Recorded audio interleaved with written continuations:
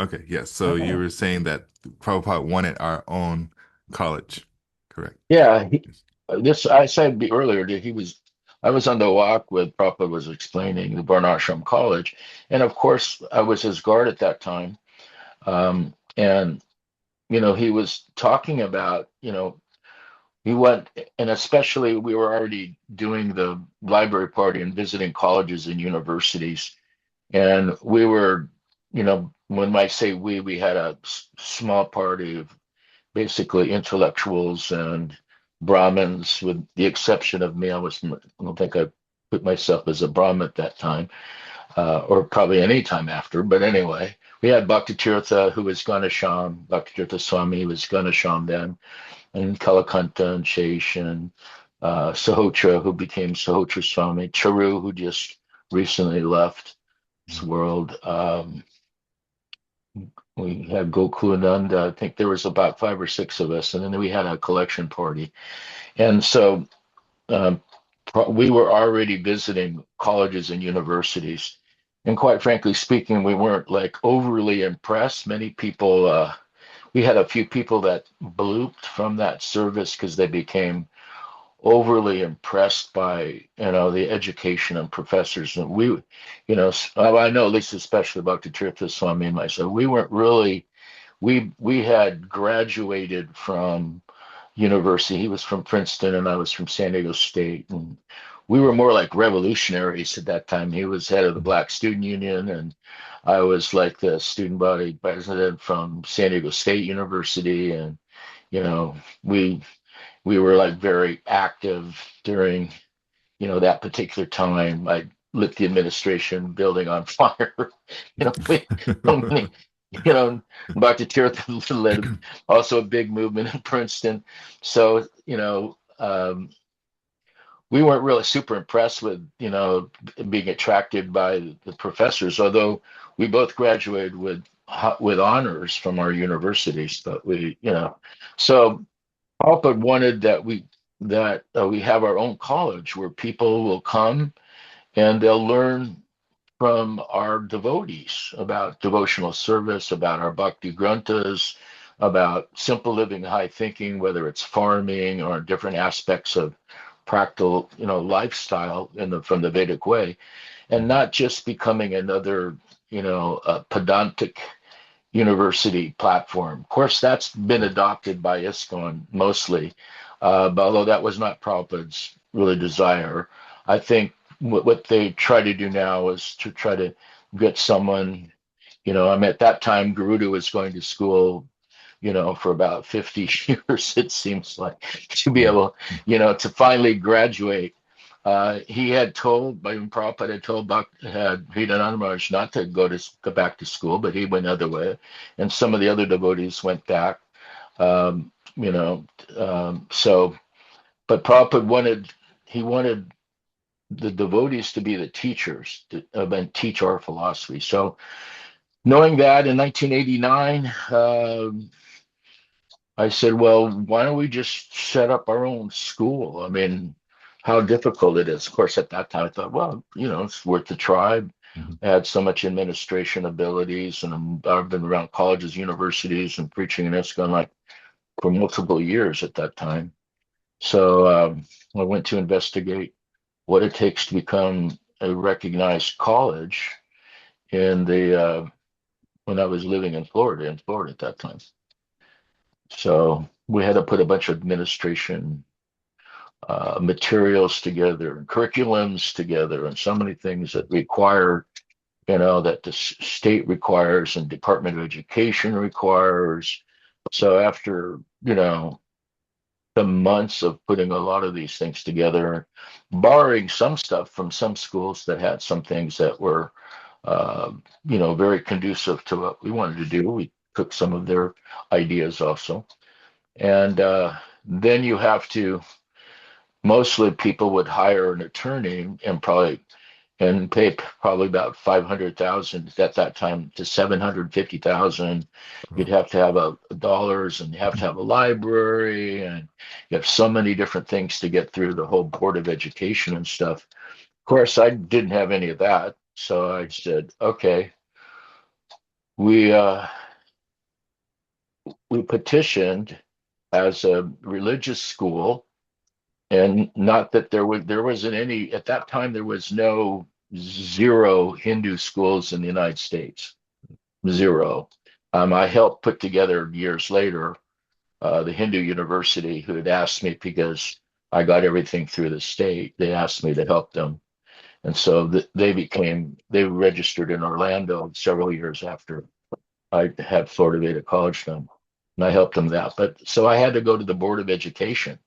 Right now, you have all the University of Miami, Florida, University of Florida, Florida State, South Florida, all these big, and then all the different educational institutions are represented by a state board of independent colleges and universities and state colleges. And so then there's a whole board of education and a bunch of stuff you have to get through. So somehow or other, usually everyone, just like I said, just had attorneys, but I didn't have any money to do any of that. But I had a lot of, administrative backgrounds.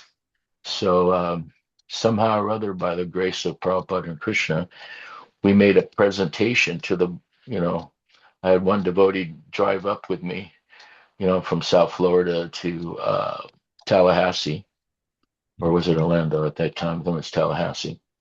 And we had to make an hour and a half presentation to the Board of Education of the state of Florida, to the colleges and universities, present all of our, what do you call it? And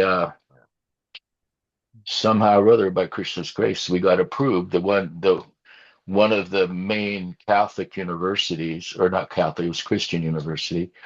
They voted no because they didn't want to have any other religion group outside of Christianity to be, represented in Florida. But everyone else, including all the major universities, agreed, and we got approved, which was like, I spent maybe like $100 with putting all this stuff together and doing it myself. And so I was like, when they said we approved it, I was like, excuse me, I thought, well, let's go for it, go for the elephant, shoot. So we got approved in 1989, and of course you can't run a university just by yourself, but we got all the administrative stuff done, and that was the beginning of Florida Vedic College. And then we had our own criteria, and we're eligible to give certificates, associate's degrees, bachelor's degrees, master's degrees, doctorate degrees in our fields of study. Nice. Very nice.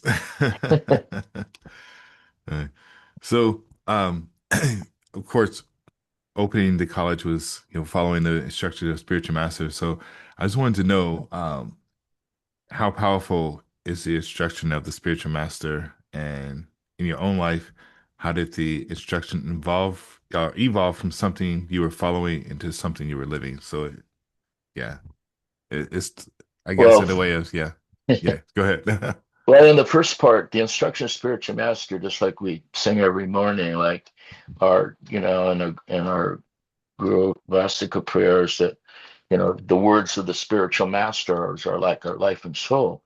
So, I was fortunate enough to be in Srila Prabhupada's, SWAT team. We had the going to universities and preventing, our preaching to, chanting the streets and presenting preaching to mayors and governors and politicians, as well as, university professors. And so we were, after we graduated from college, we joined with Satsarup Maharaj, who had came and preached to me a bit when I was in university. So when I graduated, I had a scholarship to University of Southern California for master's degrees and things. And I said, Prabhupada was the real revolutionary. So then, I joined at that. I just said, forget it. donated my car to the temple and just donated. Then I gave 15,000, something like that, to the Gurukul in Dallas, and Satsarup was there. So I said, okay, I'm just gonna go to the, just surrender, and just, Mhm. I had met Prabhupada earlier. Prabhupada sent me back to school. I met, like 3 years earlier, I had met Prabhupada, directly, and, to go back to school and finish. And then I came back after that. And so I'd been preaching colleges, but then one day we were at Yale University. We were in New Haven, Connecticut, and we were just had a little preaching center there. And then I got a phone call from India. It was, Rameshwar Prabhu at that time said, Prabhupada wants to speak to you, wants to see me to talk to you. And we go, okay. So we had to, go and get on the phone. And Prabhupada said, we didn't know at the time that he had been discussing this for a while, whether it was in Australia or India. I'm not sure where it was at that time. But he called and they said, we want you to distribute standing orders, to colleges, universities, libraries, professional people and stuff like that. And then I kind of interrupted him. I said, standing order? What's a standing order? No one has talked about standing orders. And he goes, well, that's when you take all of the books, you buy a set of all the books and they send them to you as they become published, Mhm. and we buy the whole set, you're obligated for the set, and you get sent to us, they're published. I said, okay, so you have the Srimad Bhagavatams, but he also wants you to distribute a new book. And I said, okay, what's that? And he said, Chaitanya Charitamrita.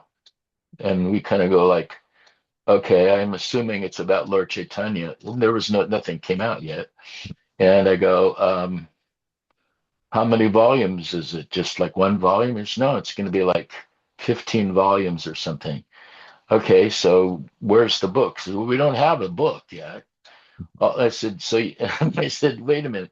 You want us to distribute this, Srimad Bhagavatam? At least we had a few volumes of that, and then you want us to distribute a book that with 15 volumes that we don't even have yet. We don't even print one. And he goes, yeah. And I go, like, are you crazy? I mean, like, serious? I said, seriously? So we got a dust jacket. And I go, a dust jacket. And the dust jacket is just like, the paper covers you put around Mhm. the book. So at this time he printed like one dust jacket of Chaitanya Charitamrita, which is about the size of the big Krishna book, Mhm. And we'll send that to you. He said, you want me to take a dust jacket and sell 15 volumes of this book, and we don't even have a copy of it. And he goes, yeah. And I'm thinking, these guys are crazy. Anyway, so like the next day, following the order of the spiritual master, we were in New Haven, so Yale University was right there. So I said, well, no one knows how to do this, including me, Mhm. right? So uh, I got the dust jacket that they UHL'd or whatever it was from, there, and it came in that after. I guess they sent it before they called me, but we got the copy of that. Looking at it, that was the first time we saw, you know, Chaitanya Charitamrita, right? And so we went to the library at Yale University, not knowing what we're supposed to do. Then I went to see first, and I went to the card catalog to see if they've even had any of Prabhupada's books. And then I had, a little bag with, you know, we had a copy of, Bhagavad Gītā. We had a copy of a volume of Srimad Bhagavatam, and like, a few of the Adisha Upanishad, I think Nectar Devotion or something. We had a few of the books that was published at that time. And so I had this little bag that came in. I had no clue what I was doing, but somehow Krishna was so kind. So, you know, I said, I'm a, representative of the Bhaktivedanta Book Trust. And, somehow or other, I got a meeting with the head librarian from, Yale University. And this, I'm saying somehow or other because that doesn't normally happen, Hmm. that like that. So Krishna was kind of like working behind the scenes, getting this stuff arranged. And so all I had to do was like really just, be there and try to, try. So I'm saying I'm trying, seeing these books and seeing the quality of them. And I'm going, well, I really don't know how to present these, but I'm trying to, I think these should be, they're very valuable. And I start speaking about the books and their historical relevance and, what they are. And of course, the relevance to the movement that's coming up. And he was listening intently. So right after that, he just said, well, look, here's what you need to do. And I took my little notes out. He told me where to get the books reviewed, how to put the books in the library, what the librarians look at to make their choices, how the professors select from their own, they have budgets from them. He just walked me through the whole process of distributing books in a large institution. And I was, thankful I was writing this down because we had no clue. This is like everyone, mostly at that time, except we were on colleges and universities, preaching and giving books out, and, distributing Hmm. just like one-on-one to the people and at programs. But no, we hadn't, done the institutional stuff, And so he walked me through the whole process. And, I was taking notes so I didn't miss anything. And at the very end, he goes, and I said, well, he said, you should have a form like an invoice or some, don't you? Then they give you, BBT Hmm. didn't even have an invoice. They didn't even have, they were organized. You need an invoice? I had to call Bhaktivedanta Book to say, hey guys, you got to create an invoice, like with net 30, because libraries take net 30, you got to create an invoice that says Bhaktivedanta Book Trust, lists the books we got, their price, etc. I mean, that's standard business stuff, right? Hmm. Oh, that's a good idea. It's kind of like, and then we need a catalog. Don't you have a bit with all the books, the explanation stuff with it? No, that's another good idea. Well, look, we need to move this from a good idea to actually getting this thing done. Like within the week. You Hmm. know, before we can go anywhere else. And so they were. It took a little longer than a week, but they put together a catalog and they got me a makeshift invoice, which I went back the other day and had, given to the librarian. But at the end of that discussion, the librarian says, okay, I'll take all of them. And, Wow. I was going, I was like with sort of disbelief, like, again, I was like, seriously? So that was the first set of Srimad Bhagavatams and the first set of Chaitanya Charitamritas that were distributed, period, anywhere in the world. So it And was we did, Yale? yeah, Yeah, through okay. Yale University and did it. And we didn't even have a book of Chaitanya Charitamrita. They took all the volumes and on a desk jacket and whatever little I said and whatever Krishna in their hearts approved. So when your first question is, what does that really mean? The order of the spiritual master, when he gives you the order, also he's giving you the ability to perform that service. The idea is that when he gives the order, then we seriously have to take up that order. And that seriously, we may be successful, we may not be successful, but our platform is our desire to try to serve the spiritual master. As we say earlier, that the spiritual master is as good as Krishna for us. He's like the worshipful aspect, the Ashwaya part of Krishna. So in other words, if you can't follow the order of the spiritual master, then how is it you're going to follow Krishna's order and develop your love if you're not developing that relationship also with Guru? Because everything is also relationship, sadhu sangha, and all these different aspects of it as you get with it. And even Mukunda's book, Sambandha. First, you have to establish what that Sambandha is. So, Prabhupada for myself and devotees was like really our conduit to Krishna. And we didn't know anyone else. I mean, in the sense that we didn't know who Krishna was. We were learning who Krishna was from Prabhupada. We didn't know Mhm.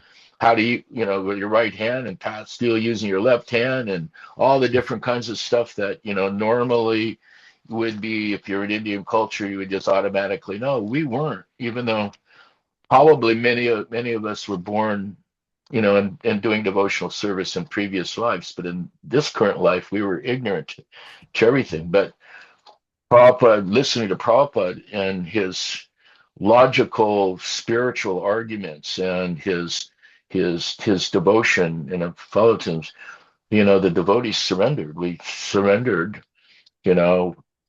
Um, Although there was at that time there were very few of us that were college graduates. Let's mostly, people that come from they're hippies or different kinds of aspects. There were a few, not large amount, but there were a few devotees that were college graduates. Mostly those could understand the nature of philosophy, that seeking the absolute truth, or seeing the Prabhupada's concepts of what he was talking about we've seen it in life already, and then so we, from the very, a lot of those of us in that platform, and plus many of us were some were revolutionaries, as well as some were the flower children. So, but those revolutionaries, we were engaged in the very beginning, because Prabhupada was the real revolution.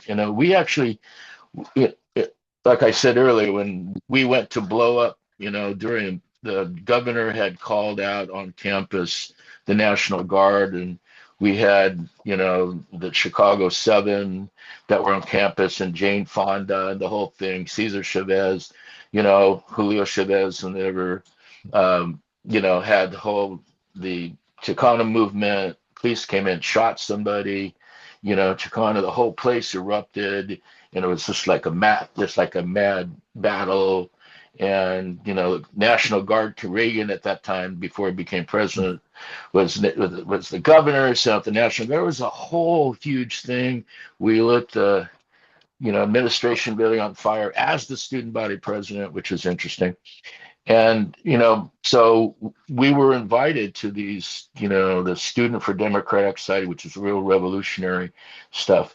And then I asked one question. I remember I said, "So what are you going to do after the revolution?" How do you say, "Oh, we'll figure it out." And I said, that was it. I've never gone back to this place, because I was reading Prabhupada's books. And if you read Prabhupada's books, he said in the introduction, if they knew what I was doing, they would basically kill him, because Prabhupada was actually giving the real revolution, and all these other, economic and changing, one leader of a society for another, there was no nothing really substantial on that. It was just, because there was no spirituality. They had, everything was still basically for the individual and gratification. So Prabhupada was like preaching, to the revolutionaries what the real revolution is. So he attracted revolution. He attracted the peace people. He attracted, the hippies. So Prabhupada was able to attract everybody. So the real, back to your question, is that pleasing Prabhupada was a ratification of our attempt to render devotional service, attempt to love Krishna. So when he became pleased at something that was, we wanted it, that was our what was the right word? That was our recognition that, both him and Krishna, and Krishna are pleased with whatever we're doing. And so the mood that we have to do service in is not like, oh, I want recognition, or I want to become the big leader, or I want to be a great orator. The mood is, let me somehow render this little service to please the spiritual master and Krishna. Somehow please and empower us to be able to do what he wants. So in 1976, Prabhupada, we were on a walk in Atlanta, and I got to go on lots of walks because of our, our relation with the library party, and also being his guard during, the Mayapur and Vṛndāvana festivals for 5 years. So Prabhupada, I remember he turned to me on this walk and he said, "Do you know this verse?" Because I didn't know what he was talking about first. And he said, then he gave Bhagavad Gītā 10:10. Te sam satati yuktanam bhajatam pritipurva. So he's saying this thing, and I was nodding my head. I said, "I don't know it, Srila Prabhupada." I didn't know many, I knew maybe the English parts of it. I didn't know Sanskrit. Never made much, I wasn't like super interested to become a Sanskrit scholar. I wanted to understand and know more, but not necessarily a linguist, So he made me, there's about 30 people on the walk, all turned around circles. So he's now like about, 13 inches from me or something. And we were going just like in Bhagavatam class. We go te sam, and I go te sam, satatam, satatam. We're going through the whole verse, So I do it. So then he had me chant it, and he said, right in front of me, he said, "You will chant this," and it was like being hit by Bruce Lee chi or something, And I went backward. Luckily, there was people behind me kind of put their hands up. Otherwise, I probably would have crashed up backwards over. Prabhupada's intent was so strong that like you got hit with about 100 right hooks at the same time, And then I folded my hands. I said, "Yes, Srila Prabhupada." Then he goes, "Every day." And then I went backwards again, and kind of stumbled a bit. And the devotees are actually pushing me back up. I pulled my hands again and said, "Yes, Srila Prabhupada." And he nodded his head. And then he took a few steps, was taking a few steps forward. And everyone's going, "Wow, Mahabuddhi got a personal instruction." Then Prabhupada turns and he said, "In this way, Krishna will always provide you the intelligence." Yeah. So I got that blessing. So he told me to chant every day, and I've, been doing that. Although I'm supposed to do it before I speak now, so I'll do it now anyway. Te sam satata yuktanam bhajatam pritipurvakam dadami buddhi yogam tam yena mam payanti te. Yeah. So in this way, also, what does it mean? When we would go on distribution, whether it's door to door to colleges, professors, or some, we'd be praying very, very, we'd be chanting Te Sam Saktina, we'd be chanting Hare Krishna, and we would try to like move anything away from our consciousness other than, just being aware. And then we knock on the door, and then whatever happens, then we would kick in. And there were so many examples of that. I remember we wanted the desire to please Prabhupada and please Krishna, because Prabhupada said this is the most important service that because that's another story, but he wanted these reviews. He wanted educational people to read these books, because ultimately it's for, the education, and ultimately it's for the intelligent people.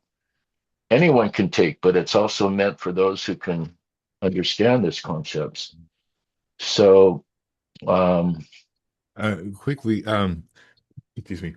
So I would like to know if you could go back to when Prabhupada gave you the instruction of chanting the mantra, and what was your meditation maybe a few days before that? Because knowing that backstory, I actually started, yeah, I've always kind of had a desire for instruction.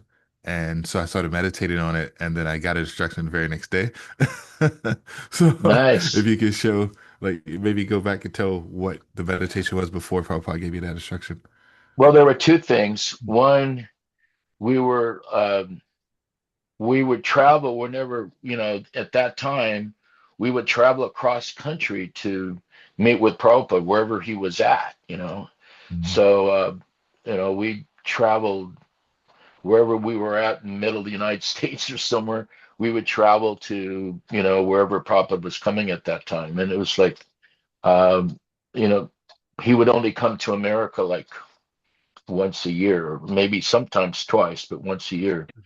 So Prabhupada was always very kind to me.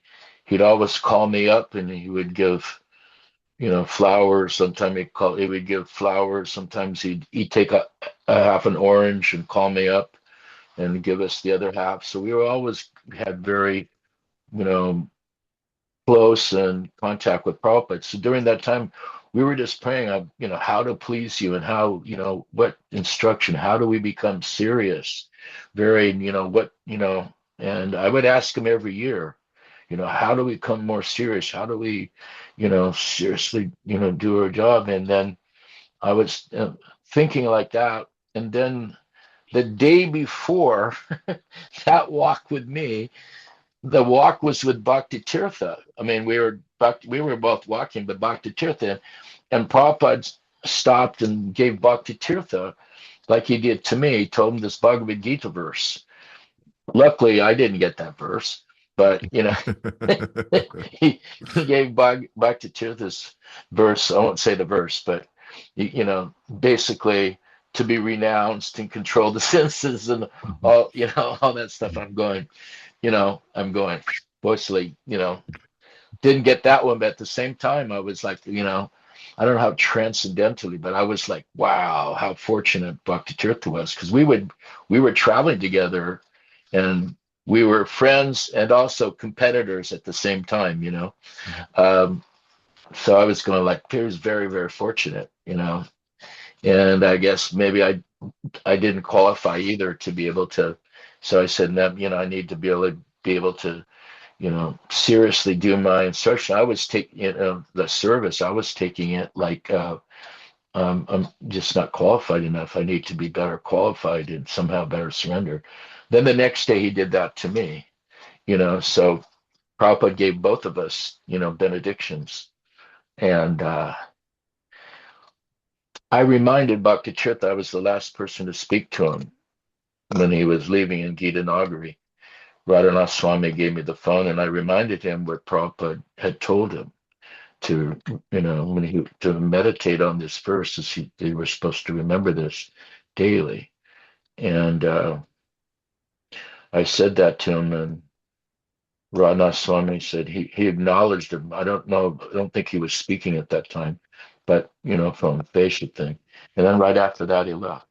So at least reminded him, of what Prabhupada had initially told him, that he should meditate on like this. So it's very important that meditation is also in the mood of like wanting to do something to improve, for the benefit of the spiritual master and Krishna, do very seriously, and realizing that one's not very qualified and one's not very empowered to do anything, even though you can feel something empowered. In our services, we felt empowered. We felt Prabhupada's Shakti coming through us, because otherwise we'd be thinking, oh, we've done this. And we realized so many things were happening that, they were just being arranged, and we were just the letter carriers, we were the postmen. So when Prabhupada would say that, we were just instruments. So we were embodying that. We praying, let us be your instrument. Let us be, qualified to be a better instrument, so somehow your mercy can work through it. And that's when these things came. That helped. Yeah. So you spoke about Sambandha earlier, the relationship, and I I know personally, but I'm pretty sure for a lot of people, your relationship with the spiritual master, it just I'll speak for myself. Looking back, it doesn't seem like in this generation we have the same relationship as what Srila Prabhupada disciples had with Prabhupada.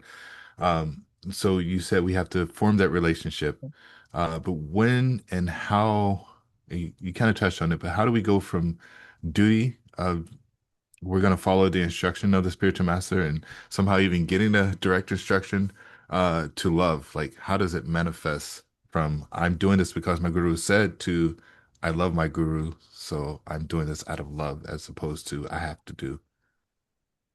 So if one has a bona fide spiritual master, Prabhupada always used that word, bona fide. And a bona fide, Prabhupada would say, a guru can't be done by vox populi, can't be done where someone just puts up his shingle, or it can't be, anyway, there you can read the qualifications of guru. So if the guru is actually in contact with Krishna, then he becomes empowered. And the disciple can feel that, because the guru can only give what he has.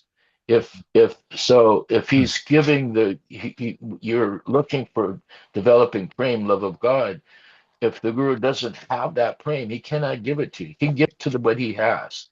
So the difference between Prabhupada's disciples and maybe some others, I'm not going to downgrade anyone, is that Prabhupada was 100% pure. He was coming downward from Radharani, representing, he was predicted by Bhaktivedanta Thakur. So his category of guru was savior guru, just like Bhaktisiddhanta, just like Bhaktivedanta Thakur, just like even Narayan Maharaj.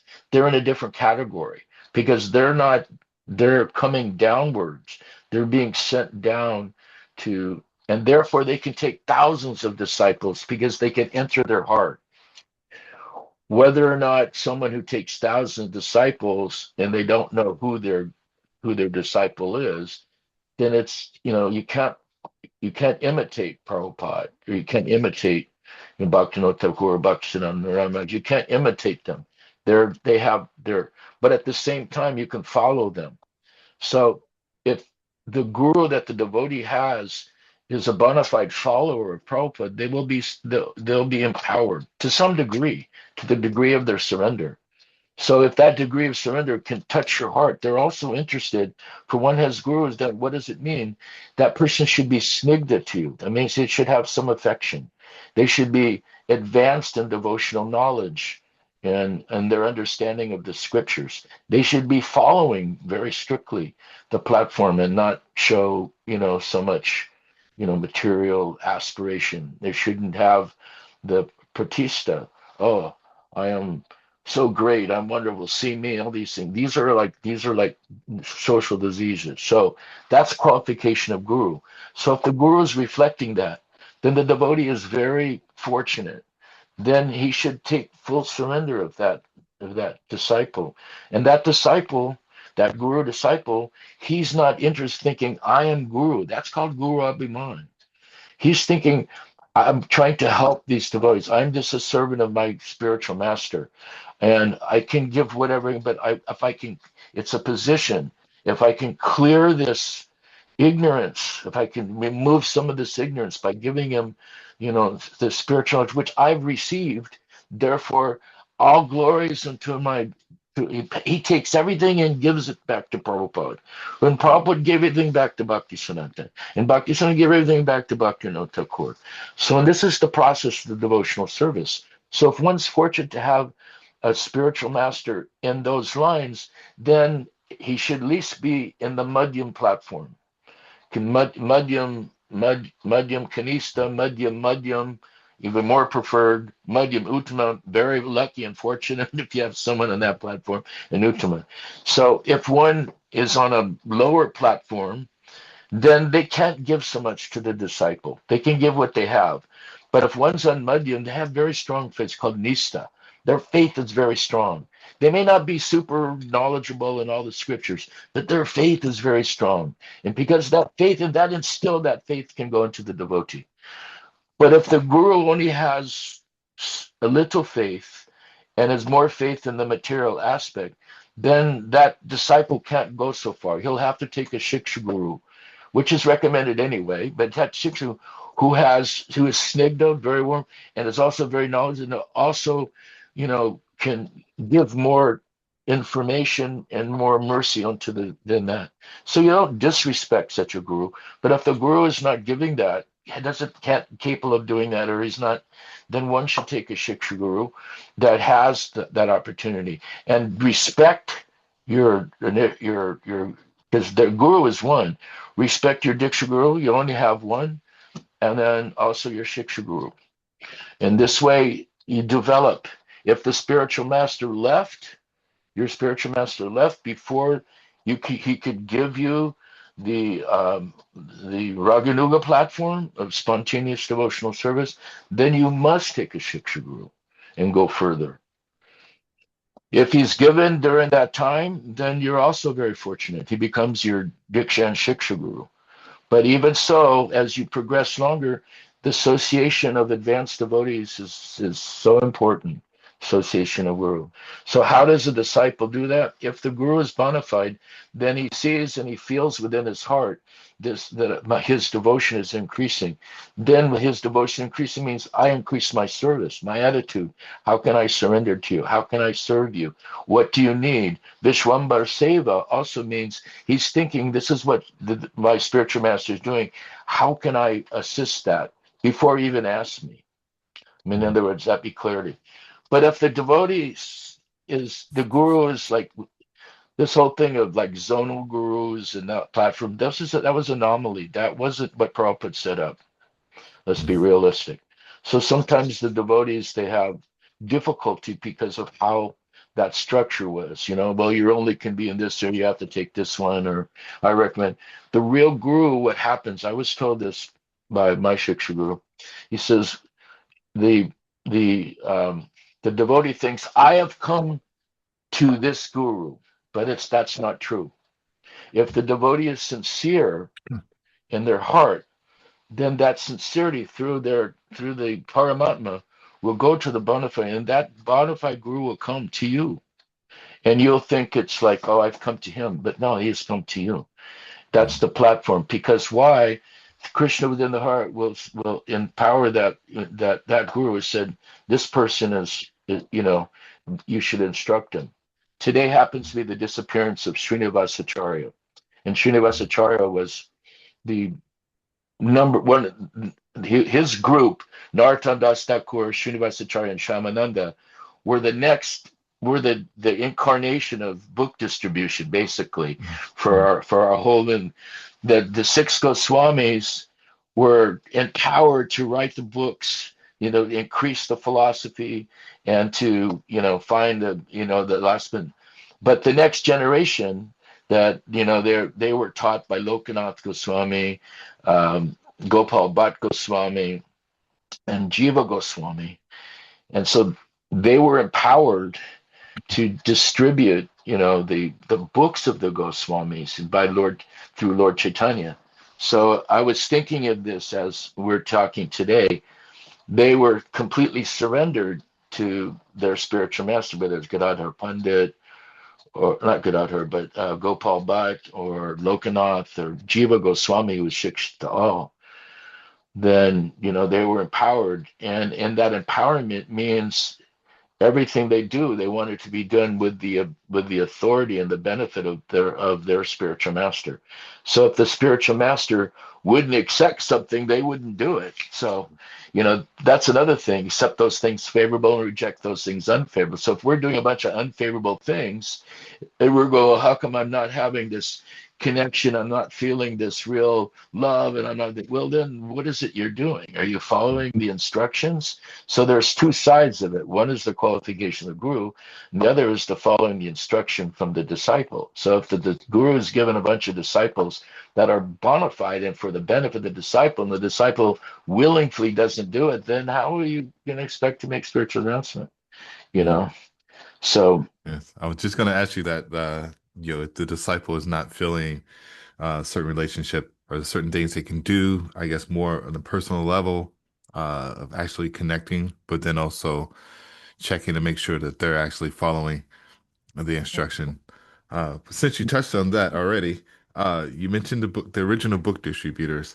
Can you maybe share a little bit about the different struggles they had? I mean, obviously they had to write everything by hand, and then people were trying to attack them and steal the books. Yeah, they that story is that Shyamananda, Śrīnivāsa, and Narottam Das Thakur, they had their spiritual masters, but they were all sent to Jiva Goswami, as their śikṣā-guru, to by their gurus to further instruct him to because Jiva Goswami was like the top Acharya at that time, for and he took them under her wing and really trained them.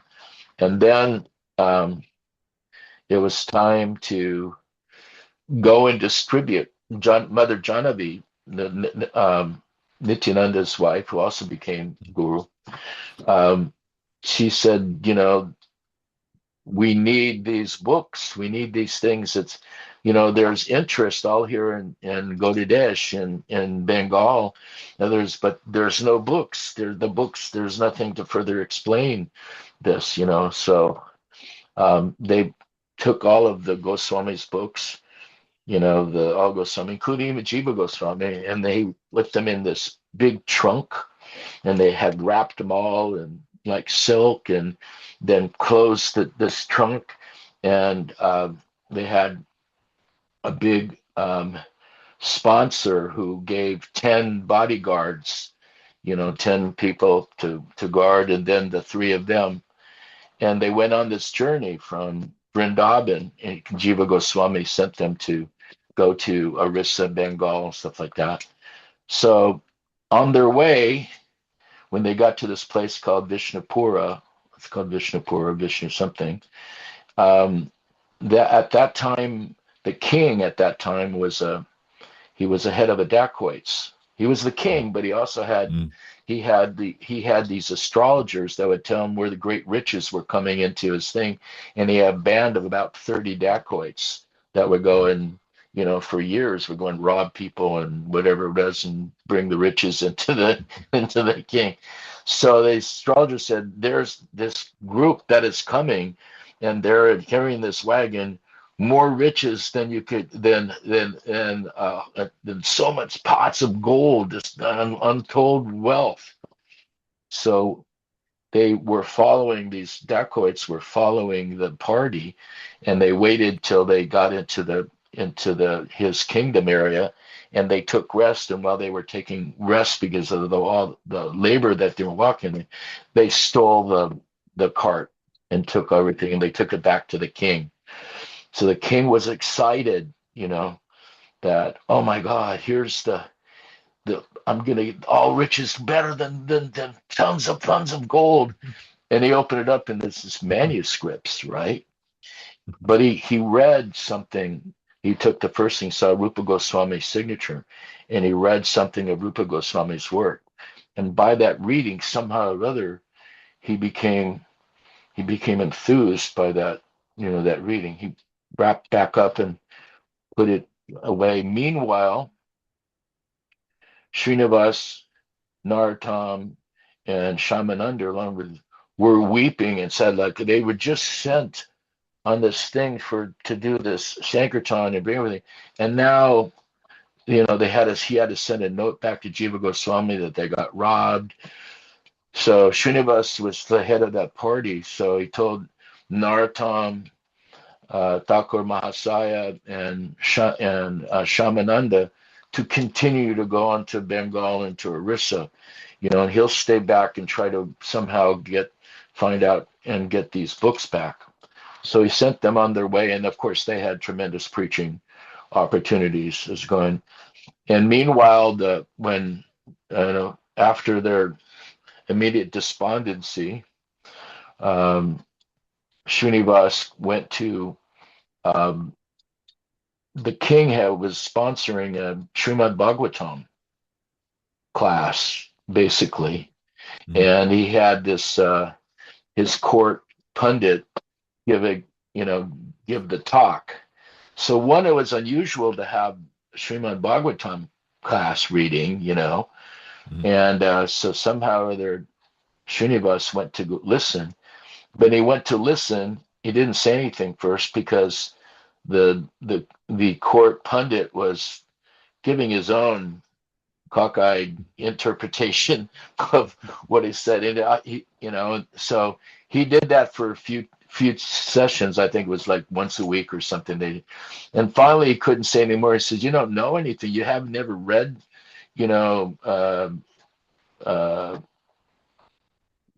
what's his name, Swami, the original I just forgot his name, the original commentator on Srimad Bhagavatam. You haven't read any of this. How can you, give these? He was trying to do Rasa Leela, and it was completely off. So he said, so he goes, what, that Vidyapati, his name was something. He said, "You're an upstart. How are you coming in front of the king and all these people? You're calling me out. What kind of nonsense are you? You upstart. You think you do a better job? You come up here and speak, right?" And then he started, would start really chastise him. The king said, "Hold it." He was listening to what Śrīnivāsa's arguments were, his discussion.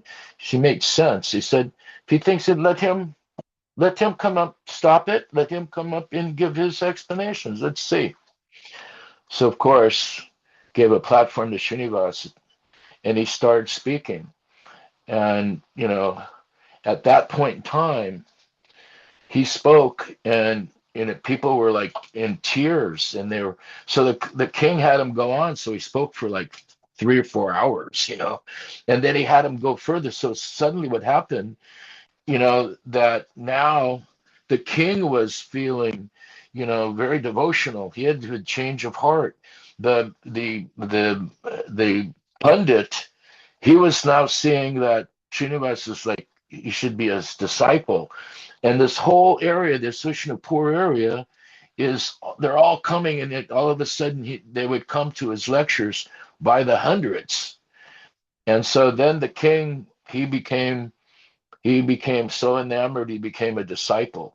And by his becoming a disciple, then the head pundits became a disciple. And all throughout the kingdom, he made a thing where you have to chant so many rounds. They made all favorable to putting to Gaudiya Vaishnavism. And so in that town for centuries, in that area, they had all of the Gaudiya Vaishnavism, as long as all the arts and structure, everything in that area was just all, completely Gaudiya Vaishnava, this in Vaishnava, completely, because of the king hated.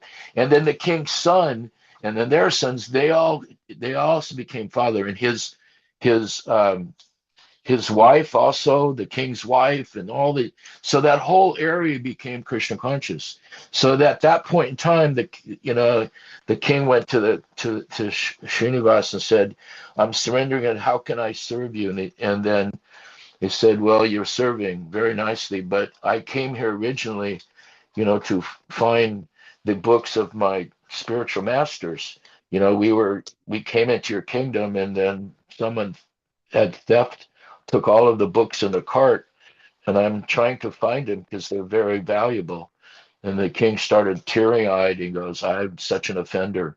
I've done this for years." And says, "Actually, my men had brought this thing, and they brought it to me."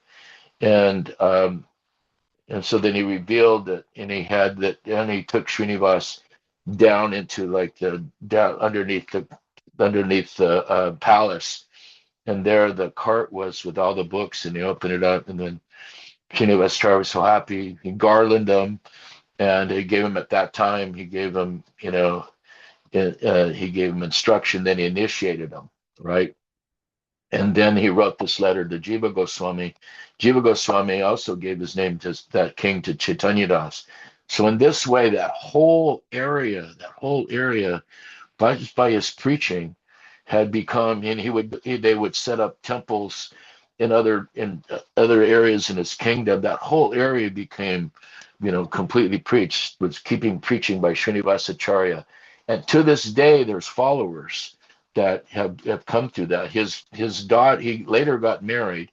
His daughter Hemalatā also became a guru, one of the female gurus. When they had a lot of controversy, said, "Well, women can't be guru."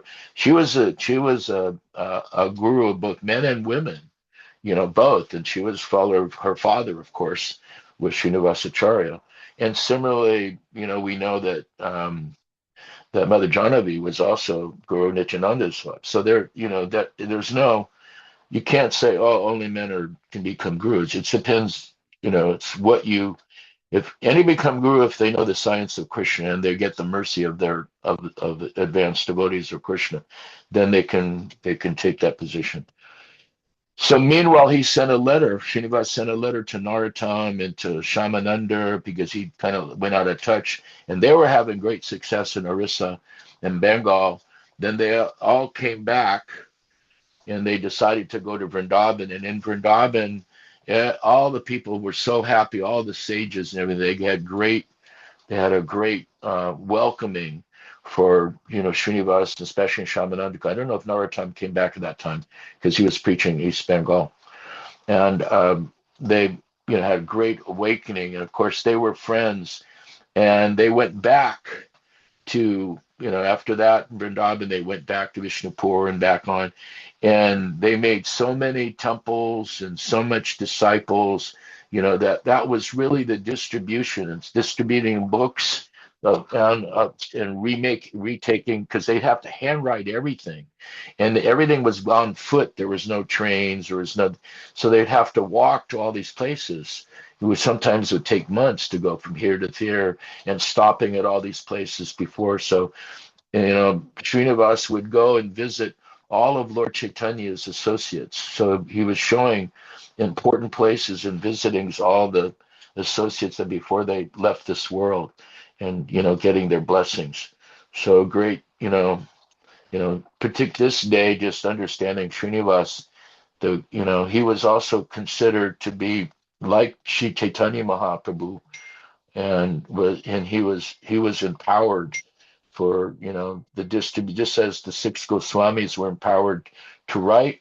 Three of them were empowered to distribute Krishna consciousness, and by their preaching, today we're getting the benefits of the disciplic lines that are coming down, and numbers and saving the books of the Goswamis that we're able to hear and translate, all also coming down from their services. So we give our dandavats to Śrīnivāsa, and I think it was timely since we're talking about book distribution.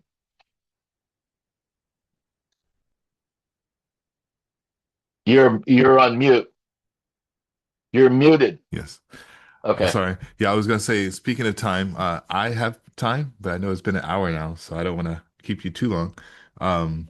But I was thinking of asking the question of carrying on the parampara, but then also I've noticed reading the Chaitanya Charitamrita in different books, it's almost like everything that happened then is happening now, and the opportunities that because the Vaishnava community was kind of small, right? Lord Caitanya was generating this whole environment, this whole movement,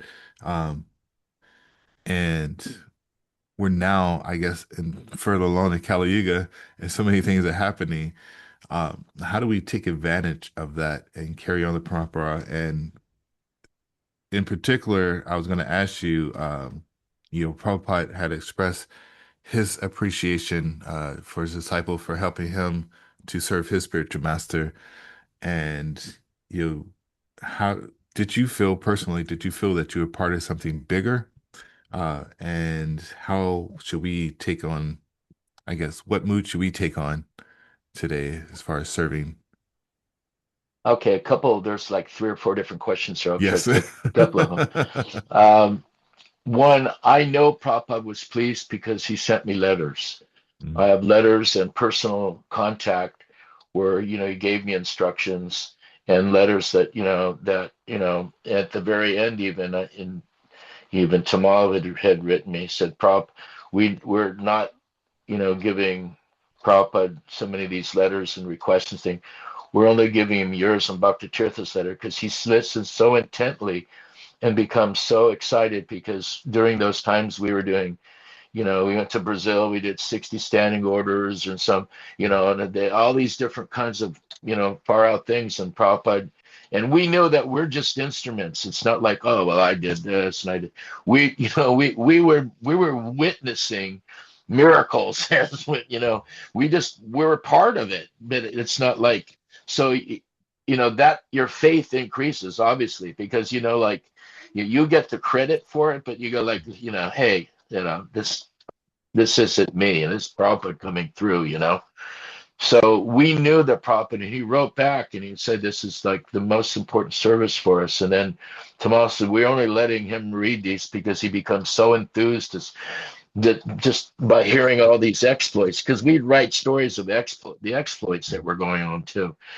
So that's one thing. The other aspect is that, when he would give these reciprocations when we were there, when we got a chance to meet with him, wasn't just we were in distance and serving, but then when we did get a chance to meet, he was giving us Mahaprasada, Maha garlands, Maha flowers, bringing us, tapping us, asking us questions. So it was like very much you were indebted to Prabhupada. And at the same time, all the service, he was feeling reciprocation and, giving you the blessings. He was giving everything in the first place. But we would think like we're doing something, but actually our real work was just willing to be used as an instrument and praying to be, not to get in the way, actually, not to screw it up, So that's one thing. The other thing is we knew that we were part of something much more bigger because we would feel the enthusiasm. We could see Prabhupada. Prabhupada had me as a guard one time. And Prabhupada's room was full, but then his godbrothers and his godnephews were coming. There were about 10 of them into Mayapur at that time. Prabhupada had me clear the room of all of his disciples, because everyone else was his disciple, right? At that time, there was no. And so I cleared the room, disciple, and then all of his, had me stay and had all of his godbrothers and godnephews that would come, about 10 of them. And then he would, once they were out, he'd have Krishnadas Babaji sit on the same seat as he's sitting on, and then the different devotees, some of the Mars, and so they were all sitting, and they were all speaking Bengali at that time, because I didn't know what they were saying. But then, they were all joyous and very happy, and Prabhupada was very happy to see, and they were so you'd see the interaction between the godbrothers, and it wasn't like, later, this camp and that camp. They were just godbrothers getting together, and they were excited about what was going on each. So then Prabhupada he called me and he said, get the book. And that meant we made this notebook that was up on his shelf, up on his top shelf, and it had all of the different reviews we had from all the professors and stuff. So he had me pull it out and had me read it. And I said, Prabhupada, I don't know Bengali. No, English, no English. And so I started reading the reviews from University of Chicago and Oxford and Harvard and all these different universities, and his guy would be going sadhu, and real happy. And Prabhupada was like very pleased with all that thing. I could see it was giving him great pleasure that he was able to. They're appreciative, like these professors and everyone that are also giving their, for the books. And there was the books were Bhagavatam, Bhagavad Gītā, Chaitanya Charitamrita, and these were the same books that his godbrothers are also preaching. And many of them were very big preachers. I know, Dr. Sridhar Maharaj is there. Narayan Maharaj is not his godbrothers, is the disciple of his godbrother. Bhaktivedanta Kesava, he's there, and some other Gaudiya brahmacharis, who were servants of their gurus, were there, and they were all so happy. So at the end, I got to witness this, and I saw like this is completely different than I think it came from Rupanuga. Well, I was hating all this. This is like I'm seeing completely different from Prabhupada. There may be on a few godbrothers that he may not want to associate with. I can understand. I think all of us have someone we prefer, probably in our Moksha God, we probably don't necessarily want to associate too intimately with. But overall, it was very wonderful. So we could see that we're a part of Lord Chaitanya's movement. We're all in the family. We're family members. And instead of being, there's different societies and different sanghas, but they're all relatives, in that we're pushing Lord Chaitanya's. If we join Lord Chaitanya's army, is what it is. We're conscripted. We became conscripted into the army of Sri Chaitanya Mahaprabhu. And when you can see, you go and you can see so many of the different avenues of devotees with so many different abilities and so many different sanghas, you can fold your hands and see somehow how fortunate Prabhupada engaged us in the service of Sri Chaitanya Mahaprabhu. Even those of us so unqualified and so many thousands and thousands of miles, away from Vṛndāvana and Mayapur, but somehow by the mercy of Prabhupada and the mercy of Bhaktisiddhanta, the mercy of Bhaktivinoda, all the way back to Sri Chaitanya Mahaprabhu and Rupa Goswamis and all the followers, all those coming down in their line, they gave this blessings that Krishna consciousness would be spread all over the world. And I remember even Narendra was saying, from the tallest mountains to the rivers and even into the oceans, your Prabhupada has preached all over, so everyone was giving glorification. So if we see like that, and we see ourselves as, just trying to become the servant of the servant of Krishna, and trying to assist those devotees that are actually preaching Krishna consciousness, giving their heart to it, then will not Krishna and Prabhupada be pleased? And if we're not doing it, if we have some sort of animosity and some sort of, not separation mood, but, I like them, I don't like them, and we're like, then we're like off track. But the idea is I'm the servant of the servants, and we're not Brahmanachari, we're not Brahmins, we're not Sudras, we're not Vaishyas, we're not Kshatriyas, we're the servant of the servant of the servant of the servant of the servant, many times removed of that supreme master of the gopis, Sri Krishna. And who is Lord Chaitanya? Sri Krishna Chaitanya, Radha Krishna Nahi Anya. The Lord Chaitanya is both Radha and Krishna combined. So when we chant the holy name, gradually we'll come to the platform of realizing when we're chanting that one name, Hare Krishna and Hare Ram, that all together, who is that? That is Sri Chaitanya Mahaprabhu, combined together. And when separated, Radha and Krishna. And so in the mood of that, Sri Chaitanya Mahaprabhu came to give this spontaneous loving devotion to, showed specifically as given by what Radharani and the gopis gave, to give that platform of Manjari Bhav, because that is the highest that we as jivas can obtain. And it's only given like once, and he only came once in a lifetime of Brahma to give this. And we're not that far away, and Prabhupada and our disciplic line is giving that. So we're have the opportunity of actually understanding and being able to have instructions in the spontaneous, not that we're there or fun, but we're able to hear these things and gradually aim toward the service of, Srimati Radharani and all the followers in that line, by the mercy of Sri Chaitanya Mahaprabhu, and by the mercy of Prabhupada, and by the mercy of our whole Gaudiya Guru Varg, which has given these things for centuries. Now, how do you become enthused? If that doesn't enthuse somebody into what it did, then I don't know what to say. Yeah, I'm enthused. I'm enthused. But with that explanation, most people see, well, this person's out distributing books, they're building a temple, they're doing whatever external. What is really being transmitted when both from the person distributing the book and to the person receiving the book? What I guess behind the scenes or more transcendentally, what's really going on?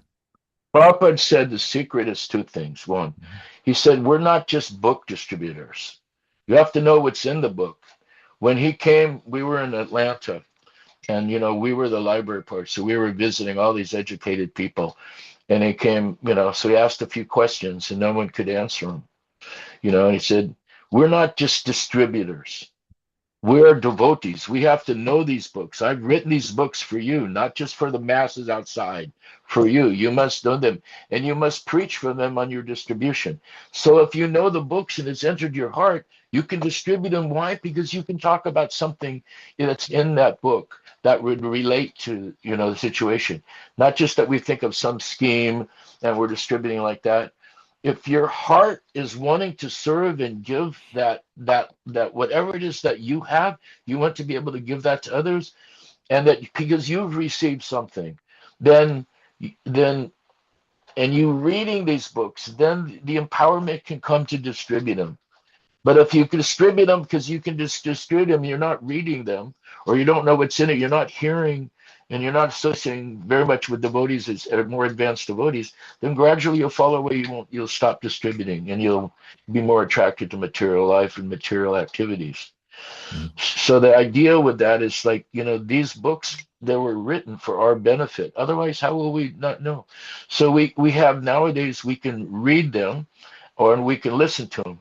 The only difficulty that I see right now is, which has not happened during our time, is that a lot of Prabhupada's books have been adulterated by, unfortunately, they've had, you know, multiple changes. So my mom was recommending if you're distributing books or reading them, you should make sure you have volumes that are before 77 and before and not after, because thousands and thousands of changes have been done unauthorized to Prabhupada's books afterwards. So as Prabhupada disciple, and others in that line, we're very sensitive to that, that should never have been done and shouldn't be done. Because what happens 10 years, 20 years, 50 years now, since they've changed it, something will become, well, this is what Prabhupada said, and this is what Prabhupada wanted, and it wouldn't be true.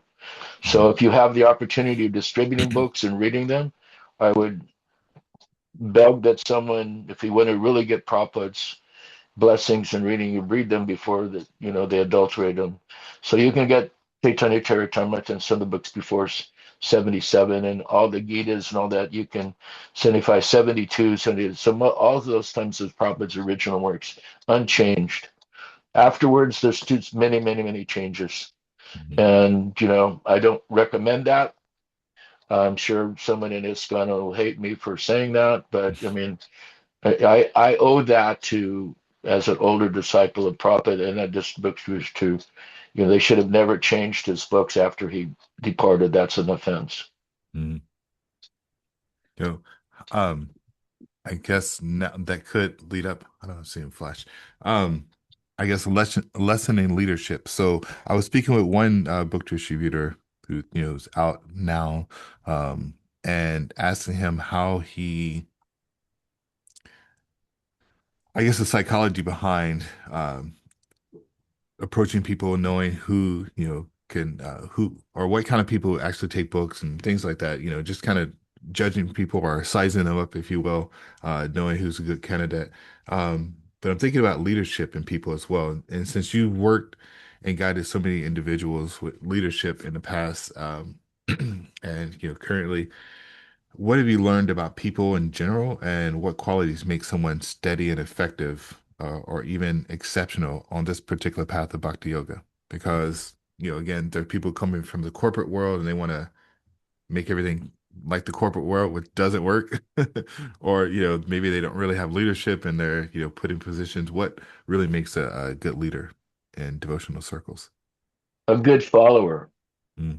The first thing is, if you've had the opportunity of having a bona fide spiritual master and you're following that, then if you follow by following, then you'll understand how to become a leader. If you don't follow, then the tendency, Prabhupada would always say, you Americans, you Westerners, you always want to change everything. That's a change, just I think I can, my own intelligence, I'm going to make it better by, I'm just changing a bunch of stuff.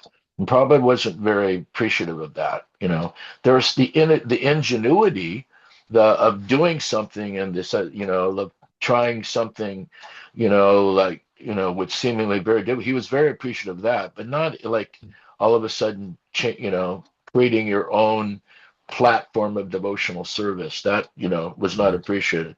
So first thing for being a leader is being a good follower. If you can't follow, then how will you lead? Because we're following an empowered personality, guru, empowered personality. Again, a butterfly. And so by following, then we follow those instructions. And if those instructions are pure, then why would we change them? And so the first thing is that we'll be following it, and we will get also get the ability and the knowledge and the internal fortitude as well as the intelligence to be able to go forward and presenting him in time, place, and circumstance without having to, create some upasampradaya or some philosophical anomaly to, create some new concept or something. Like someone who didn't want to follow, they created this new concept, Krishna consciousness, where you can kind of do whatever you think it's good. And, well, we don't like the idea that, that you seem somewhat restrictive to homosexuality and stuff like that. So let's add that in. Or why don't we just all become, no, there's no need to have dhotis or kurtas or wear sikas or run with tila. Why would you change that? Well, it's not conducive to the people in general. We're not trying to become the people in general. We're not trying to follow the social norms of the society. We may use those to our advantage, but we're trying to follow Krishna and Krishna consciousness and our acharyas and Srimati Radharani. Therefore, if we're knowledgeable, we have something to teach, not something that we want to follow the social trends which change everywhere. So if we're simply following all these social chains, then we don't have faith in Krishna consciousness. Mm. And so the first thing is that means we're not really following, means that we don't really have that firm faith in our heart, oh, this is the right path. Now, someone could be said, well, I don't know, these leaders we have, they have problems, they don't do this. I mean, yes, we can see some of that, but still internally what it is, then that doesn't exempt you from doing the right thing.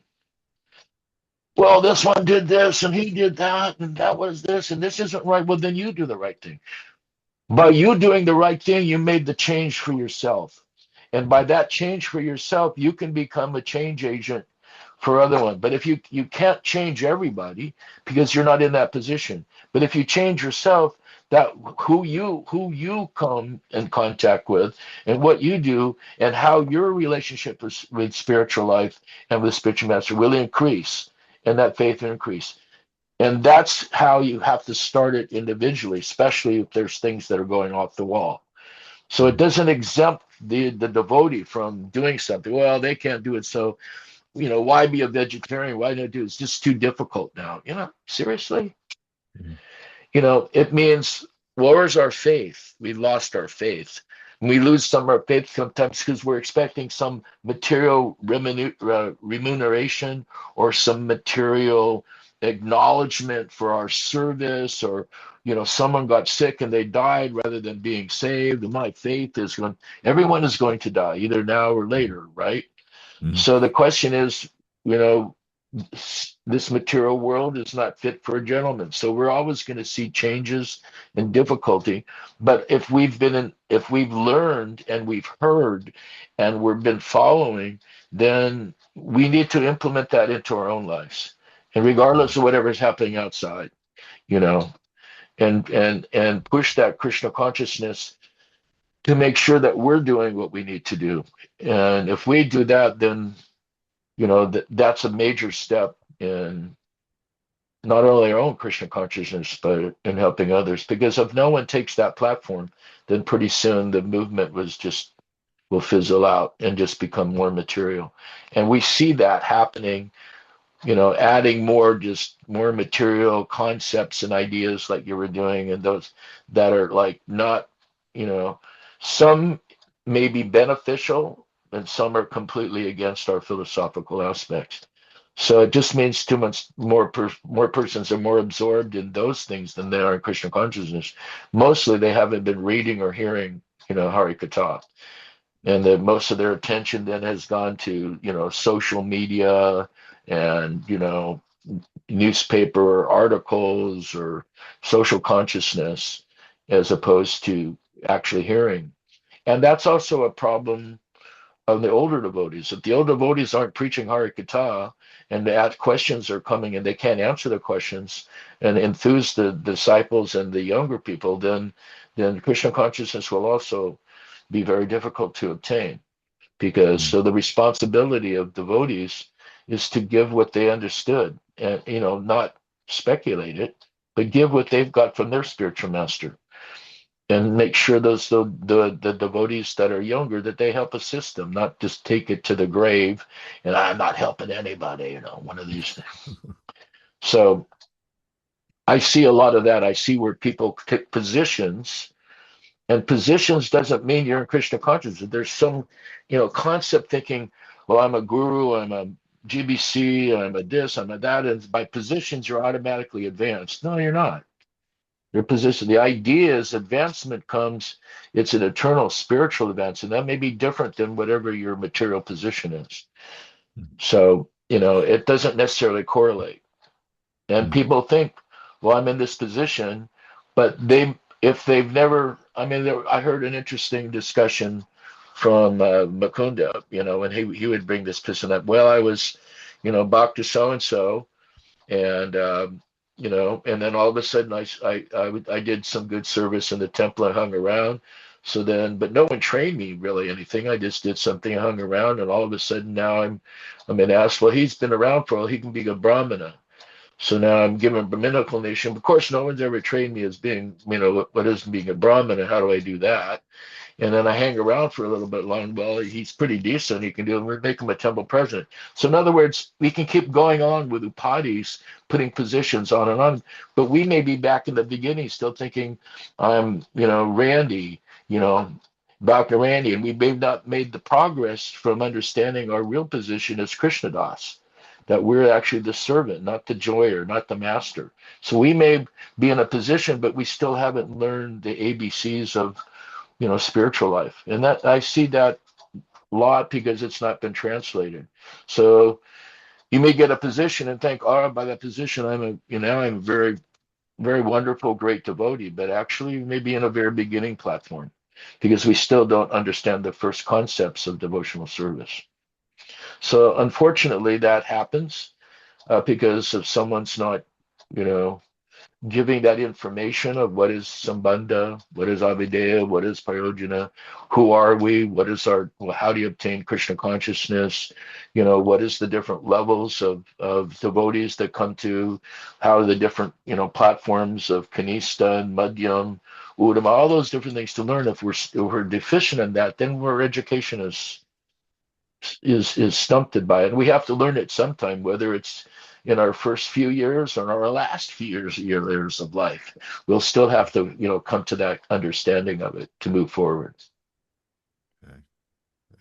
Yeah, I was reading the other day, Prabhupada was saying how so many people wanted to change things. Like you said, it's just kind of the mentality, and he's giving so many examples. And where was I going with that? So he was definitely speaking about the changes, but how Change disease. yeah. And then I was asking a question. I was like, well, what logic does it make to take something that was generated in a pure time frame, like presented by the pure followers of Lord Caitanya, and then want to modify it for this Kali Yuga, or where the times people are impure, just to try to fit in. So it didn't make much sense to me either. Um, The I changes can be done by a pure devotee who understands, that time, place, and circumstance. But if you're not on the pure platform and you're just making those changes based on your feeling, whim, or social consciousness, it's like the same as mental speculation. Mhm. It's not beneficial. Where the pure devotee, because he's in contact with Krishna, and pure may adapt something to that particular time, place, and circumstance, and take that responsibility as the acharya in doing that. But that's not given the same accordion to the neophyte devotees. Why chant? We can Why have to chant? We can become Krishna conscious without guru. We hear that. We can read. Why do we need a guru? We can just, but Mm. no, it doesn't work like that. So Yeah.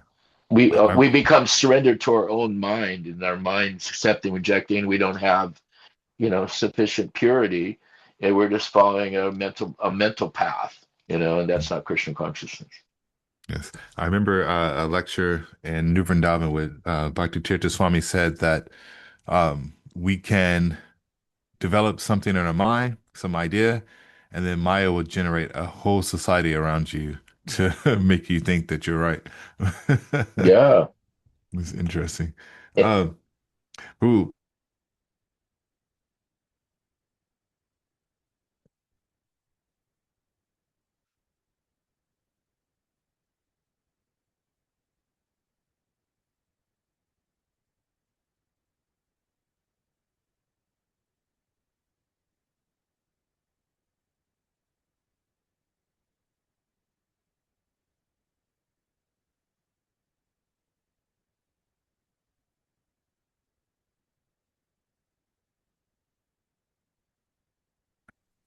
Hare Krishna. All right, Bo, you back? Yes, my computer just died right when I was saying that. Lose the battery. Okay. Well, I'm on my phone now. Hopefully it says it's still recording. Um, Well, I'm still on it, so I guess it must be. It says the okay. meeting is being recorded. I'll Okay, put that's I'll good. put okay. You know. Okay. Okay. I don't see the other people anymore. I We was might have lost that. That's another story. okay. No, there's still showing people there. Okay. So I was going to ask if anyone in the comments, I'm not sure, I know one person on here, or I recognize them, but there's two people I don't recognize. But if anyone has any questions they would like to ask, can we open up for that now? Sure.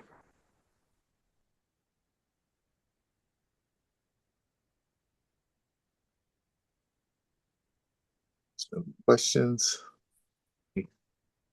They might have to unmute themselves to be able to do that. Yes. If you can unmute, if you have any question, just chime in. Otherwise, I think I have one last question. Well, I have a ton of questions, but I'll ask one last question. um,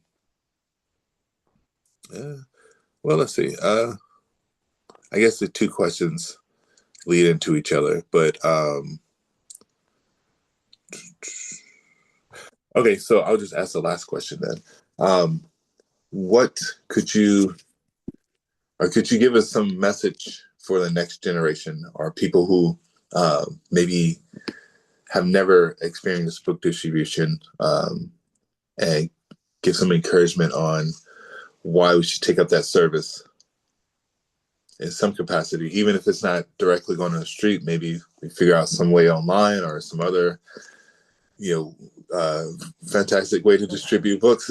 But Well, your tongue person, we did, over the course of the years, we've had people ask, how do you do books in the library and stuff like that? How do you do book to?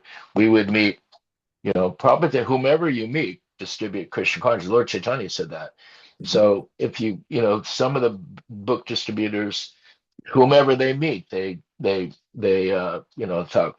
Others like have specific background. Like for me, we did universities and professors and libraries and politicians and stuff. But then some of the devotees were visiting, people in prisons, and so they asked me, well, could we get Prabhupada's books in prisons and Narmada's books in prisons? And I go, yes, and then but I haven't done it. So I remember thinking, okay, well, like what I already know, how would I go about doing that? So I became, because I have a college, um, I can distribute books to the libraries and to chaplains. And so in the course of, several months, I put books in, over, I think 20,000 books in men's and women's prisons libraries throughout all the states of the United States. And then they're still open to do more stuff into, into some of the things you may have, like high schools, you may have to just, donate. And there's other places, anyone, you can go to your local libraries, and in your local libraries, if you get those little request cards, and you take a stack full of those request cards and go to and fill them out, and then go to different sections of the town of that thing, not in the same place, and have people sign, you would like to get these books in the library, and just sign their name or put their address in. And then you put all those things in the mail, and all of a sudden the public librarian has all these requests for the following books coming from different parts of the city. And then you can go in as a distributor, or you can, show them where the books can get with a catalog, and they'll purchase books. So, I mean, you can also donate them if they'll take it. Sometimes they won't, but it depends on that. And some will be, there's different institution libraries, and I know one of my godbrothers is presenting leadership to businesses and stuff like that. So he's giving the leadership college and businesses, and creating different booklets from Prabhupada's and our Gaudiya Varg's lessons on leadership, and putting into little booklets and distributing those and having those. And he speaks. If you go to college and universities, you can distribute, to your lectures, people in lectures, and have books available. Prabhupada, whenever he would have a program, because I know this, I had to do it so many times. Whenever he'd had a program, he'd have to set up a book table. So if Dr. Randy or Mahabuddhi is going to give a class, or whatever it is there, you have to have a book table. You have to have the books that are available so someone can get them. Not just, I'm just going to speak and then no one can do it, because you're speaking, they may forget what your lecture. Just like if you listen to an hour-long lecture of Prabhupada, you may remember some key points, but you may not remember all of them. And then the next day, you may forget them, but you may think, this was really good, so I need to follow. Where do I find that? How do I get it? So then that's where also the books come, because the books are going to continue in Prabhupada's preaching or our Guru Varg's preaching, and that's much stronger than our preaching. And then they have them, and they can reference them.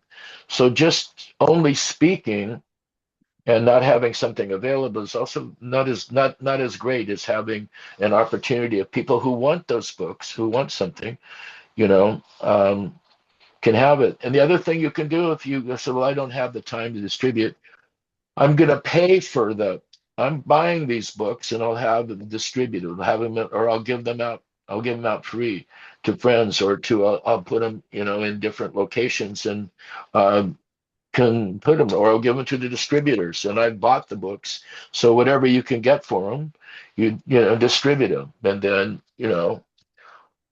So there's so many different ways that you can do it. You mentioned the the request cards. So libraries still have those? Yeah. Okay. I'll look and check, because I was thinking, I did speak to the local library here, and they mentioned that if we were to basically donate books, then they could end up in the trash, or they might put them on the shelves, they might throw them away. So I think if we can, like you said, generate the interest first. Well, I'm here close to New Vṛndāvana, right? Mm-hmm. And they didn't have books in the Moundsville library and the big Wheeling area here. So they had a couple books, I go and I just went, I went and said, you have a whole movement here, and we have teachers that are teaching these things, and they're going on to school, and they said they want to come to the library, and you have no reference books here. Mm-hmm. I said, my college would be willing to donate these, but only in the aspect of putting them in the reference area, so that they can be used and people come and study it, as opposed to just putting them on the shelf and then they're used or not. So you can get another set if you want them on the shelf. And so I convinced the librarian. They took all these books and put them in. because so if you're in an area that has a center, and usually if you're in a big city like that, they have multiple libraries, not just one library. There's branches all over, so they're not all going to take sets of the Bhagavatam and stuff like that. But you can get make sure you have Gītas, Krishna books. You can different types of smaller books and stuff like that, or some of the if you're bigger libraries, you get your bigger stuff in. And you can go like that in the cities that you're in or the cities that are close by, and then some will accept, some may not accept, but that's the nature of our, you don't know until you attempt it.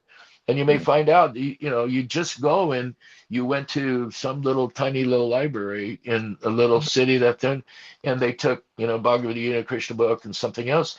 Actually, you feel so happy because somewhere in some line, I've met so many devotees that have came and thanked me, literally. And thanked me. And I said, for what? I said, I'm from Citadel University. I'm from this university. I came from this. I got the books in the library, and I know you distributed these. I'm going to thank you because this is where I first came in contact with Krishna consciousness. Myself, Bhagavad Gita fell out in the bookstore, and then in the university bookstore, fell out of the third shelf and it fell on my head. I put it back. And it fell on my head again. I thought, I guess I'm supposed to read this. And that was my, 1968. That was like my first, hearing of Prabhupada, So, First got a Prabhupada book in the library as well. It was, yeah. Yeah. So you see, you'll meet so many people that you don't know, devotees that'll come and thank you. You may not hear them all thank you, but some of them know that they do that stuff.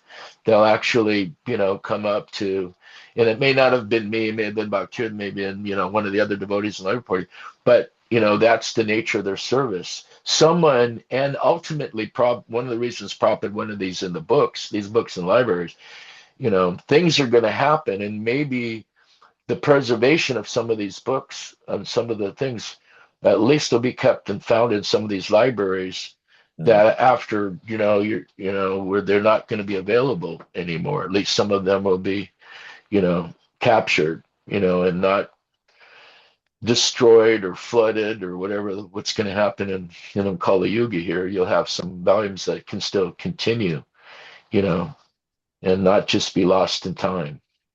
Yeah, that's an interesting thought. And we can wrap up here, but you mentioned, and I guess we were speaking about having a series of talks, so maybe the next one we can really dive into how to do library book distribution.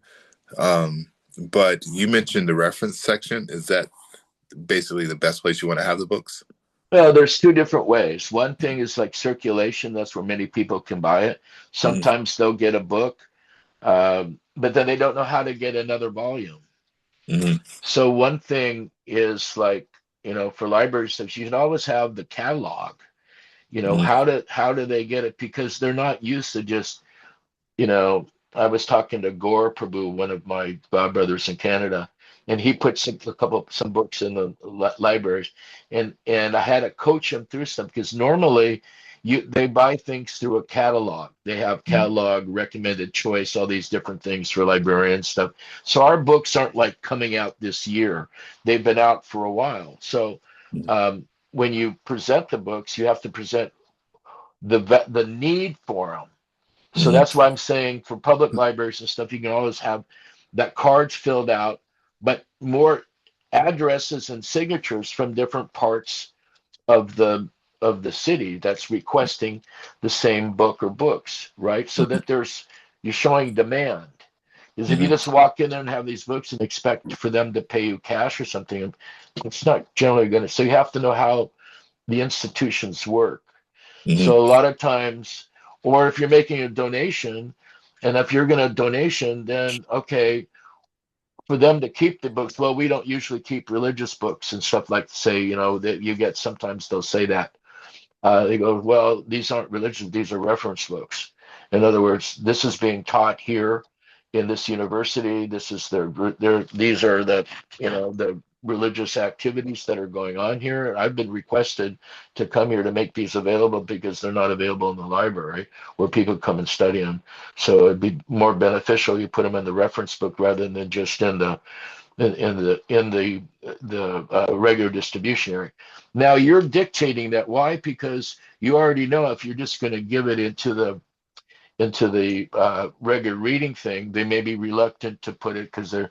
But if it's going to be a reference, because you've got people that are already teaching, or you've got the university that's happening, or you've got some religious groups in there, and these are reference in these particular areas, they may get that way. So there's different ways to do it, but you have to know how the libraries operate. And sometimes you'll get people that, yeah, the Krishna books, I hate that, and stuff like that. Then you need to turn that around. With yeah, they do use them too. That's one of the best things about these books, that they're even they're authentic. Those that are in the tradition themselves use it. What to speak of others on the educational platform in the universities, as well as the natural reference. These are standard Vedic literatures that are 1,000 years old. That most of them carry them, in libraries all over the world. Some you don't have any of them, which is sort of like unusual for a library. So then you turn it around on it, and they go, yeah, you don't have to say, oh no, the Christian says, yeah, that's a great thing, because those that are practicing also use it. Not only are there reference in educational and standard scriptural books, part of the Vedic literature that's known and studied through Emerson and Thoreau and some other, they're actually currently being used by practitioners. So you got double value on them. So you flip it back onto their faces, and well, I didn't know that, then.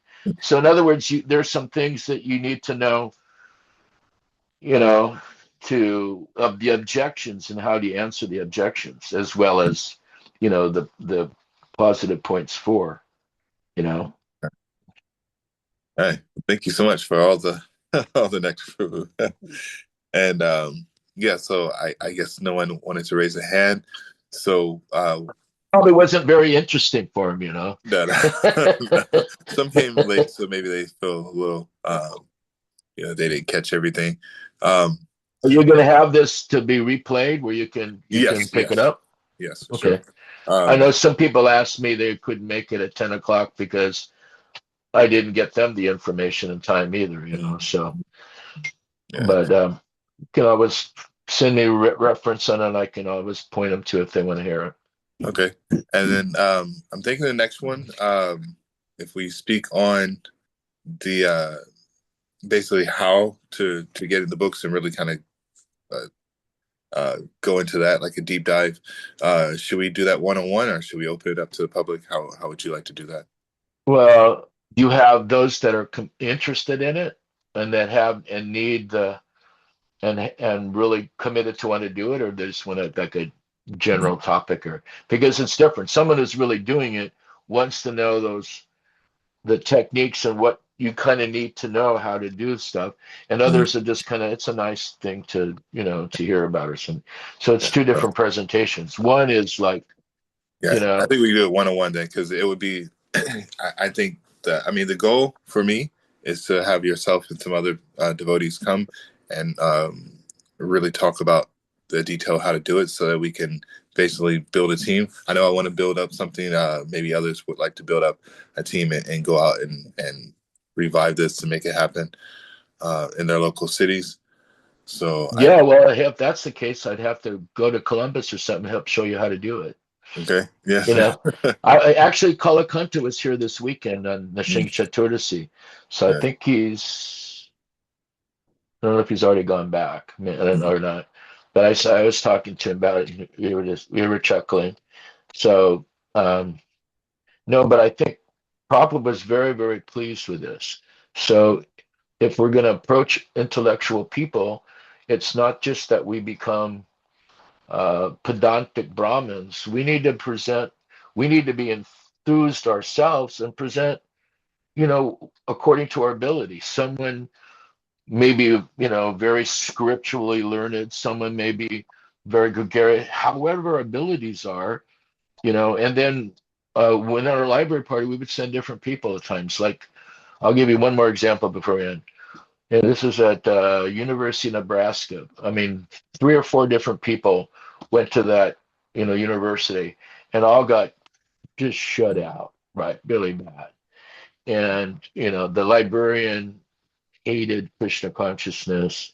And there was just nothing on campus that, it was all, there was nothing even liberal enough where you could practically make a presentation. And it was just very, very super, super conservative. So they Mr. Mahabuddhi, you have to go to this one. I go, great, So I said, all right, no problem. So, knowing there, all this stuff there. So there was one teacher on campus. He taught classics, and he taught, once every 3 years or something. He was classics in Sanskrit and would teach like part of the Bhagavad Gītā and something else. He was the only closest thing, right? In religion, they didn't even have anything other than Christianity, basically there, So, I was realized everyone had struck out so many different things. So I was praying Te Sam Satiptanam Hare Krishna, completely filling my mind with just whatever it is, Krishna. Then, so I knocked on the door, and the door opened. Here's this guy, and behind him is this picture of W.C. Fields. And I don't know where that came from, but I said some joke on W.C. Fields that I must have remembered from when I was like 8 years old or something. We used to watch all these, black and white W.C. Field films, not the dirty comics, he said, but just, and this guy was so enthused, he ended up being a W.C. Fields, freak or something.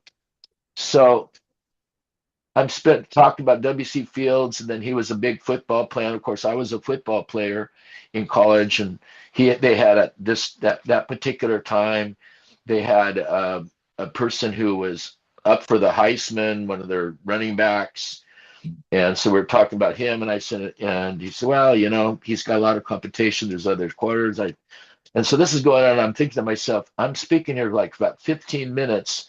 And not a single thing about Christian consciousness. No, I mean, it was just, I'm going like, I got to be serious here. But I was just making friends, right? And talking. So the guy goes, wow, this is so exciting. He said, I forgot to ask you, what do you hear from, And so, oh, I'm glad you're bringing it up. And then I just went into like the speech, and he goes, that's fantastic. We got none of these. Absolutely none of these in the library. I said, people who come before, the librarian, doesn't want, thing religious books, but these aren't just religious books. These are the standard scriptures. These are the standard classical volumes of the Vedas that every library that I've ever been to has these things. We should have them too. So he wrote out orders for the standing orders and all these for Prabhupada's books, and he took some himself. So I was like shocked, right? And then now I have to go to the library.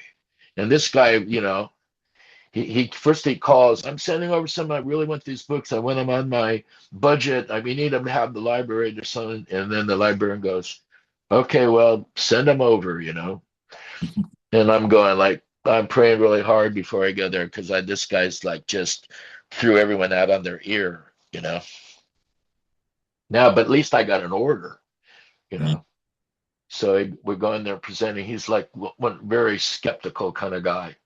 And we would come very professional. We didn't look like, we were dressed professionally and, for that kind of work.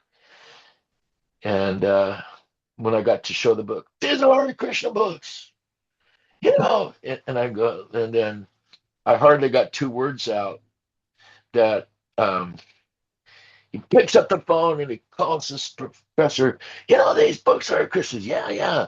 And then the professor, I'm listening, goes, yeah, the practitioners are using them too. That's the good thing about this. Not only I'm hearing my words that I told him to the professor, and he said, not only should we have them in our library because these are standard stuff, but hey, how can you deny this whole culture? And even practitioners in the area use them. Man, we should have this. It's on my budget. Give it a break. So the guy just throws the phone down. He goes, "You got an order?" And I go, "Yeah, it's right here." And so they took all the books, but I'm going like, I came out of there going like, wow, Prabhupada Krishna really did this one. Because it was like, how did you do it? How'd you get in? And they like there was some special, some special little thing that I did or something. I said, no, I just was open and somehow went with the flow, made a friend, and then just spoke to him, and Krishna was and then I went to the library praying, and somehow or other, all the magic took place. And this was like the nature. If you want to be a believer in Sankirtan, then you'll see that the mercy of Lord Caitanya, the mercy of Prabhupada, the mercy of the Guru will come through you if you're in the right mental spirit, and you're not into like, you're hoping that they take it. If they don't, they don't. But my business is to go and attempt. That's my business. Not that success is not on my shoulders. Whatever the result is, that's being done by above my pay grade. But my job is to do my best to present it and to be open to whatever, things are flying here and stay the course. And then try to use my whatever little intelligence I have in presenting. So if I do that, then you don't worry about the result. When I first started doing distribution of books, everyone was doing on the street. So I'm in the street, you got to get out 100. You have to like distribute. I'd talk to 3 or 4 people, and talk with them, get them a book. They bought a book, and I'd bring them back to the temple, and they would join.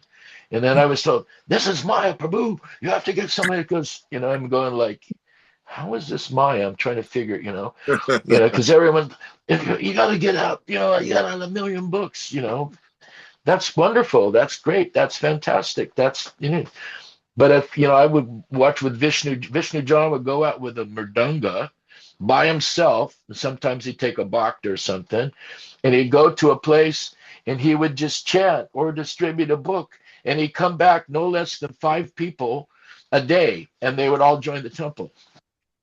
So like, I'm sorry, if you don't like that method of distribution, that's what I do, so maybe I'm not going to be the success, on approaching 5,000 people or something like that. The others that were really good at that. My brother was a big book distributor in the airports, and he was really, really good, so like I couldn't do what he did, but I don't know if he could do what I did, So we all have different abilities, and they use those abilities in the service of Krishna and the service of Guru. And with the right attitude, then you'll be successful. Not maybe on every turn, but you'll feel that connection. And that's really that reciprocation is what keeps that Sankirtan book distribution and service alive, because you can feel that coming through, That's That's good. Yeah, you got me. And I'm like a really shy person, but yeah, I'm very enthusiastic about doing the book distribution. I've had a little experience in the past, but let me get back into it. But you got to read them too. If you don't Yes. read them, you won't know what's in them. And Yes. if you know what's in them, you can be sure that that you're giving somebody something because you have the faith in what's being said. Mm-hmm. That's another key point. All right. All right. Thank you so much, bro. Dandavat pranams. Thank you, everyone. Hopefully, I haven't messed up too many people's heads or something. But all glories to Prabhupada, all glories to the Gurudev, all glories to our Guru Varg. Tesam satatayuktanam bhajatam pritipurvakam dadami buddhi yogam tam yenamam upayantite banchako prativyascha kripasinubhyevacha patitanam pavanebhyo vaishnavebhyo namo namaha jai jai Shri Krishna Chaitanya ki jai Chaitanya Mahaprabhu ki jai. Gaur Pramananda Hari Hari Bo. Hari Bo. Hari Bo. Dhanavats.